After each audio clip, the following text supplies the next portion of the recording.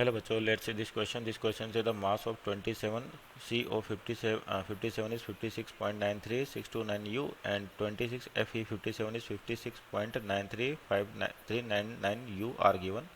Two possible nuclear reactions are proposed. पहली reaction दे रखी है आपको Ca क्या मिल रहा है, आयरन प्लस एक पॉजिट्रॉन और आपका पॉजिट्रॉन एमिशन, और यहाँ पर है आपके पास एक बीटा नेगेटिव इलेक्ट्रॉन आपके साथ यहाँ पर कोलाइड करा और आपको दे रहा है 26 Fe57 प्लस म्यू।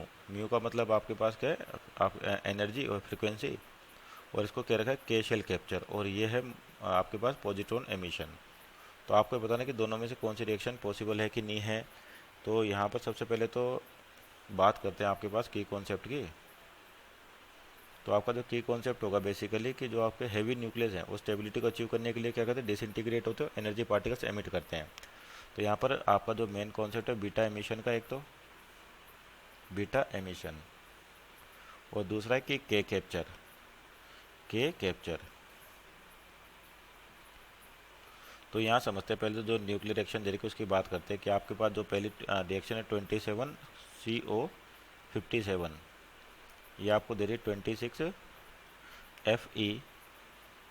Fe57 और साथ में क्या मिला है, एक पॉजिट्रॉन मिला है यानी कि 1E0। तो यहाँ देखिए एटॉमिक नंबर आपका देख बैलेंस करें तो 27 इधर भी 27 7 प्लस 1 हो गया आपके पास, तो यानी कि और मास नंबर में कोई चेंज प्लस आपके पास सम एनर्जी आप बोल सकते हैं आपके पास यहाँ पे कुछ एनर्जी जो यानी कि फ्रीक्वेंसी लिख रखी है। तो यहाँ पर बेसिकली आपके पास पॉजिट्रॉन एमिशन यानी कि बीटा पार्टिकल एमिशन होता है। तो ये कब होता है, जब आपका एक प्रोटॉन जैसे 1p1 ये होता है beta plus 1e0 plus 0n1, यानी कि जब प्रोटॉन न्यूट्रॉन में बदलता है आपके पास तो क्या न्यूट्रिनो बाहर आता है विद सम एनर्जी पार्टिकल। तो ये रिएक्शन आपके पास पॉसिबल है। दूसरी इक्वेशन देखते हैं 27CO57, तो इसमें क्या हो रहा है, एक -1E0 स्ट्राइक कर रहा है यहाँ पर। तो आपके पास जो रिएक्शन दे रखी है 26 Fe57 और प्लस म्यू आपके पास एनर्जी या फ्रिक्वेंसी कह सकते हैं, जनरली फ्रिक्वेंसी आपके पास गामा रेडिएशन होती है, और यहाँ पर एक के शेल कैप्चर।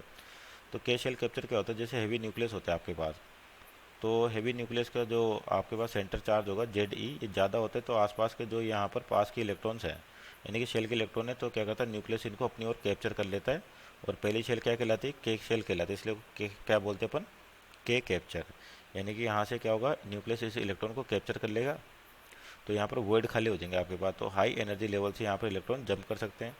तो एक आपके पास फिर से क्या मिलेगा, फोटोन मिलेगा। और यहाँ पर मास नंबर देखते हैं इधर 27 -1 यानी कि 26, ये बैलेंस हो रहा है और ये भी बैलेंस हो रहा है, इसका मतलब दोनों रिएक्शंस आपके पास पॉसिबल हैं।